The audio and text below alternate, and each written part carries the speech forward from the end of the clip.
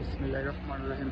আসসালামু আলাইকুম সবাইকে। আজ 5ই আগস্ট ঐতিহাসিক বিজয় মাসের শুভেচ্ছা জানাই। 71 সালের বিজয় তো কখনো দেখি নাই, তাই আমার মনে হয় আজই আমাদের জন্য একটা মুক্তির মাস। সেই জন্য আজ আমি 5ই আগস্টকে বিজয় মাস হিসেবে সম্মত জানাই।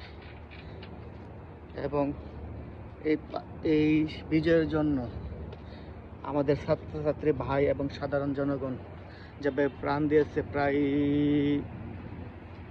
হাজারেরও বেশি হতে পারে, এটা সঠিক জানা নেই।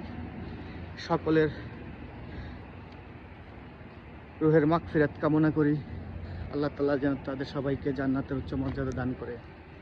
এবং যারা ছাত্রছাত্রী ভাইয়েরা এই স্বৈরাচার সরকারের বিরুদ্ধে সংগ্রাম করে দেশটাকে স্বাধীন করার জন্য